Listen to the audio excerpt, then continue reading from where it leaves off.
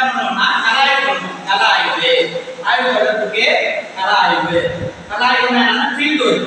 நம்ம இந்த ஆய்வு சம்பந்தமா யாரையாவது போய் சந்திச்சு பேட்டி எடுத்தாலோ அல்லது இந்த அறிஞர் அண்ணாவின் புகைப்படங்களை பார்க்கறதுனாலோ அல்ல அறிஞர் அண்ணாவின் நூலகத்தை போய் பார்த்தாலோ அந்த புகைப்படத்தை தான் நம்ம எடுத்து வச்சு கலாய்வு படங்கள் சொல்லி என்ன பண்ணலாம் நம்ம இங்க இறுதியா கொடுத்துடலாம்.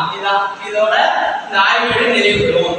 என்ன பார்க்கணும், என்ன பார்த்தோம், தலைப்பு எடுத்தோம், அடுத்தது முன்னுரை எழுதினோம், அடுத்தது இயல் வகுப்பு பார்த்தோம், இயலை பிரிச்சோம், அப்புறம் என்ன முன்னாய்வு பார்த்தோம், முன்னூறு பட்டியல் பார்த்தோம், அடுத்தது முடிவுரை பார்த்தோம், அடுத்ததா இது முக்கியமாக மூல காரணமாக அமைந்த கருதுகோள் பார்த்தோம். அதாவது ஆய்வேட்டின் தற்காலிக முடிவு.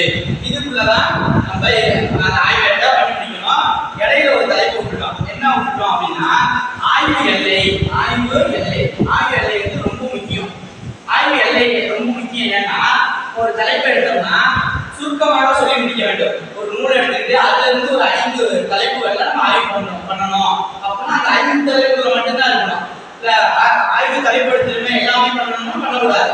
ஆய்வு எல்லைக்கு உட்பட்டு தான் என்ன பண்ணணும், ஆய்வு பண்ணணும். ஆய்வு எல்லைக்கு உட்பட்டு செயல்பட வேண்டும்.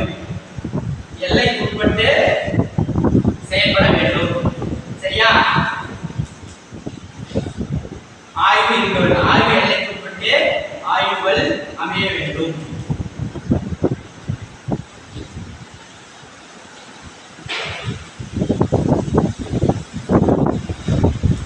இது யாருக்கான ஒரு ஆய்வேடு? முதுகலை மாணவர்களுக்கான ஒரு ஆய்வேடு.